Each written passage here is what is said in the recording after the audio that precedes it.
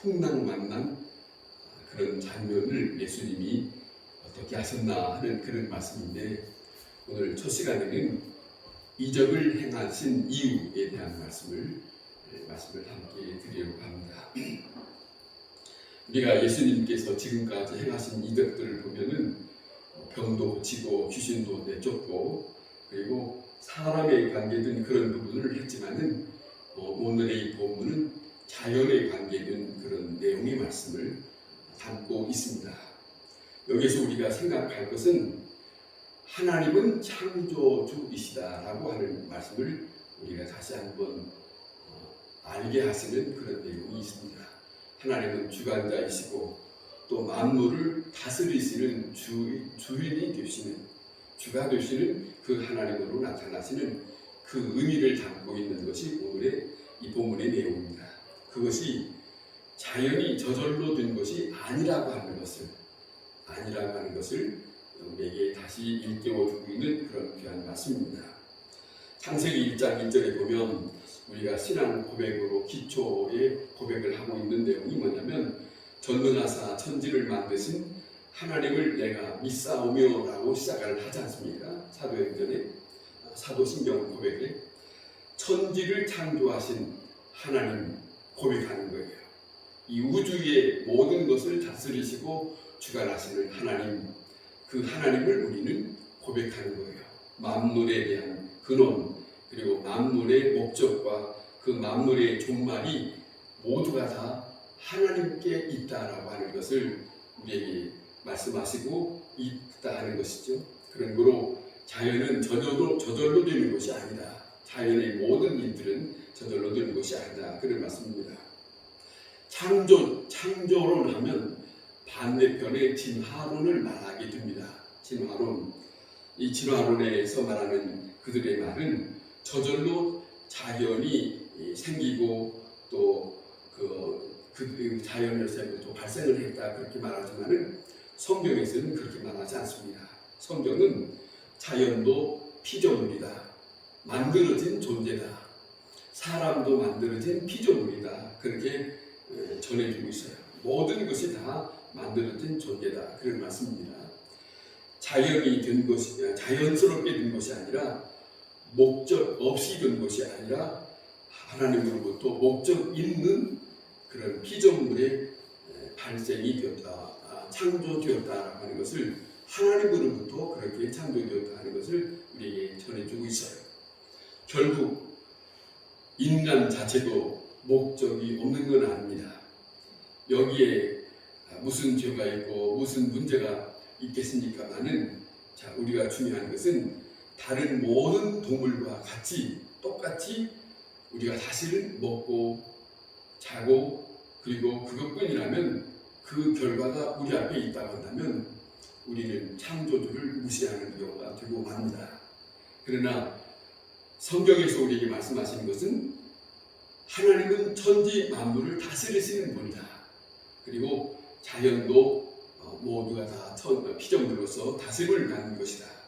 모든 피조물은 당연히 하나님의 손에 있고 하나님의 말씀에 의해서 다스림을 받고 있다. 또 하나님의 지배 속에 있다. 그거예요.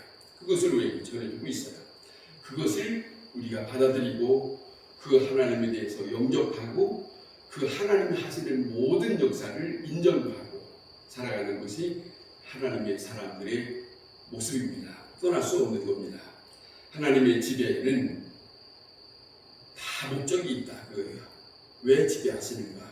그 지배하시는 이유는 목적이 있다는 거죠. 자연도 인간도 심지어 자연의 법칙도 하나님의 경륜 속에서 그 의미와 그 목적이 있도록 그렇게 주관되어 있다. 운행되어 있다.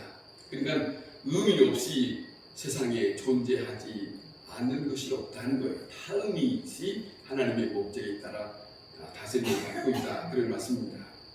하나님께서 천지를 창조하시면서 거기다가 원리를 부여하고 있습니다. 무슨 말씀이냐면 자연 법칙이라고 하는 그 원리를 넣어서 하나의 법칙대로 된 것이라 그런 거예요. 예를 들면 물은 위에서부터 아래를 흐릅니다. 이것도 자연 법칙입니다. 그렇지 않습니까? 수증기는 밑에서부터 위로 올라가지 않습니까? 이런 모습이에요. 그래서 땅을 적시고 이렇게 모든 되어지는 일들을 우리가 보고 있는데 이 모든 것이 자연의 법칙대로 운행하고 있다. 인간으로는 상상할 수 없지만은 이것을 하나님께서 오묘하게 다스리고 있다. 그런 것이죠.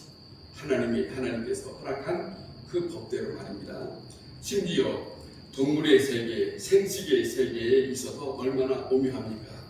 여러분, 동물의 세계를 보면 참 저들은 사람 같진 않은데 어떻게 해서 저들이 생식적인 것을 하고 그리고 저들이 다 살아가는 것을 우리가 보면은 참으로 오묘하고 신기하기도 해요. 그런 모습이 있지 않습니까? 동물 아주 작은 것만 아니라 식물들도 그러지 않습니까? 식물들도 다 모든 것이 자연의 법칙에 의해서 그런 작용을 하고 있지 않습니까? 자, 추운 지방에 사는 사람은 추운 대로 살고 더운 지방에 사는 사람은 더운 대로 살아갑니다. 그렇게 해야 마땅한 거예요. 밖에서 지내는 동물들은 밖에서 지내도록 해야 돼요. 그런데 밖에서 지낼 수 있는 그 개를 방으로 들어올 뿐만 아니라 개에다가 옷을 입히고 별 여러 가지 일들을 해요. 그거는 자연의 법칙을 어기는 거예요. 사실은 하나님은 그 모든 것을 다 그렇게 살아가도록 다 그들에게 털도 주었고 그들에게 적응할 수 있는 모든 조건들을 허락해 주었는데 사람이 오버하는 거죠. 자, 그리고 중요한 것은 특별 계시적인 역사가 있습니다. 이것은 말씀에 의해서 이루어지고 있다. 그런 말씀입니다. 말씀에 의해서 이루어지고 있다. 예를 들면 이겁니다. 소돔과 고모라를 심판하실 때 유황불이 내리셨지 않습니까? 이것은 자연 법칙이 아닙니다. 하나님의 말씀에 의해서 계시적인 사건에 의해서 역사하신 것이다. 그런 말씀이죠. 홍수가 갈라진 이것은 자연 법칙이 아닙니다. 이것도 하나님께서 다스리는 가운데 이스라엘 백성이 이 엄청난 그 바다를 건널 수 있도록 홍해를 갈라쓴 사건은 하나님만이 하실 수 있는 하나님의 말씀으로 하실 수 있는 그런 모습을 우리가 성경에서 보고 있지 않습니까? 이것은 자연 계시적인 것이 아니라 하나의 물은 그렇게 갈라지게 되어 있는 것이 아니지 않습니까?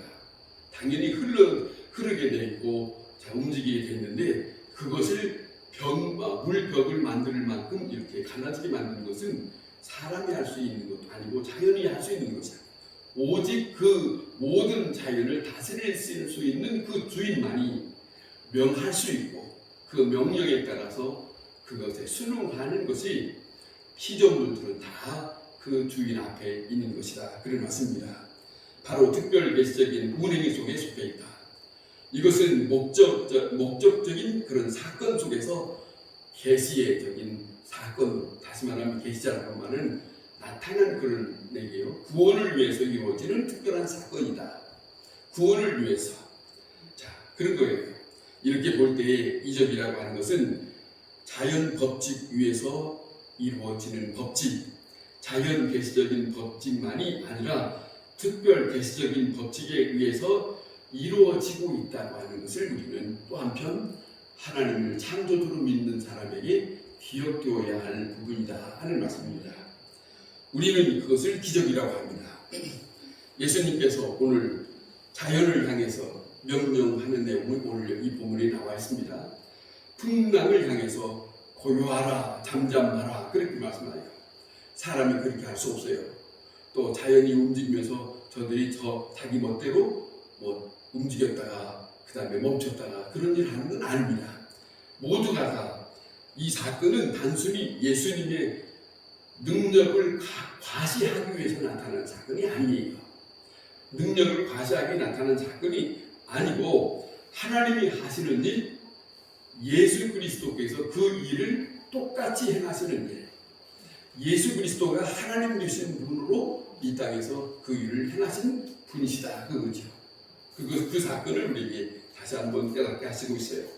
하나님께서 자연을 운행하시듯이 예수님께서도 자연을 지배하면서 운행하시는 모습을 이 땅에 계실 때 사람들 앞에 보여주고 있는 그 모습이 이 성경에 나타나고 있다. 그런 말씀을 오늘 이 본문에서 우리가 자세히 읽는 가운데 알 수 있습니다.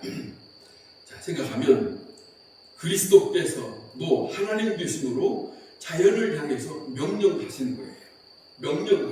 명령하면 그 자연들은 그 명령에 따라서 움직이고 그 다음에 그 명령에 따라서 순종하는 그 모습을 보여주고 있다. 그거예요. 자, 이 사건이 바로 예수 그리스도께서 누구신가? 그것을 나타내시는 계시적인 사건이다. 예수 그리스도가 하나님 되신 분이다.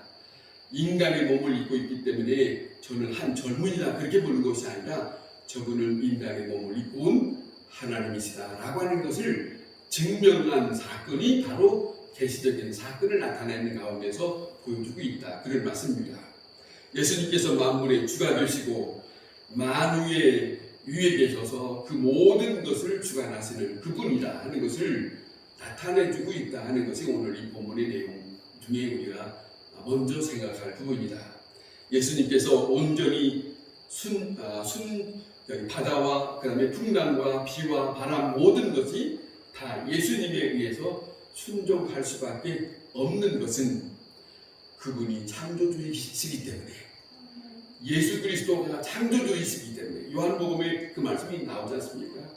바로 요한복음 1장에서 말씀을 하세요. 그분이 말씀과 함께 계셨다.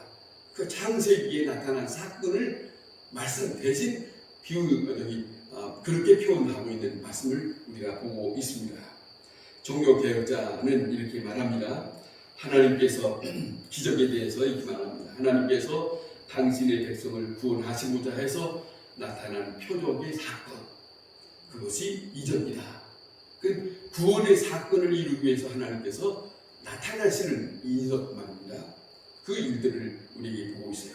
다시 말하면 다시 전에 말씀드렸지만은 예수님은 이 땅에 병 고치러 오시는 분만은 아니다 거예요. 예수님은 이 땅에 많은 사람들에게 그냥 마냥 인간으로 나타나서 그들과 함께 친분을 나누는 그런 분만이 아니다 거예요.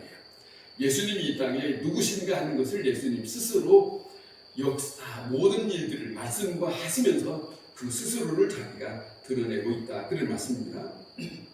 교회의 완전한 구속의 역사를 나타내기 위해서 교회가 교회되게 하시고 교회로 하여금 구원을 얻을 수 있는 하나의 그 놀라운 목적을 두고 하나님께서 운행하시고 있어요. 교회를 그래서 그리스도의 영으로 임하셔서 교회 가운데 그리스도의 영으로 그 주님의 영으로 그 교회 안에서 마음을 주장하시고 그리고 모든 일들을 주장하시사 하나님이 하나님의 백성과 함께 하시고자 하시고 저들에게 구원의 역사가 나타나기를 원하시는 그 모습이 창조주 되시는 예수님, 그 예수님이 하나님 되심으로 나타나는 그 사건이 이적으로 표현되고 있다. 그런 말씀입니다. 그 사건을 오늘 우리가 먼저 예수님이 말씀하시는 이 자연의 바람과 그 다음에 풍랑과 그 모든 것을 어떻게 말씀으로 어떻게 저분이 누구시길래 그잖아요. 성경에 저분이 도대체 누구이길래 보기에는 똑같은 사람인데 저분이 도대체 누구냐 그렇죠. 그런데 예수님은 자기 자신을 내가 누구다라고 말씀하기 전에 그 모습을 스스로 드러내주면서 나는 이와 같은 자다라고 말씀을 이적을 행하시면서 스스로 나타내주고 있다. 그런 말씀입니다. 이 예수 그리스도의 사건, 그 예수님의 말씀으로 나타나시는 그 놀라운 역사, 그분을 의지하고 그분을 우리가 영접하고 그분을 힘입어서 산다는 것이 우리에게는 엄청난 복된 자의 하나님의 백성들입니다. 기도하겠습니다. 하나님의 거룩한 역사 속에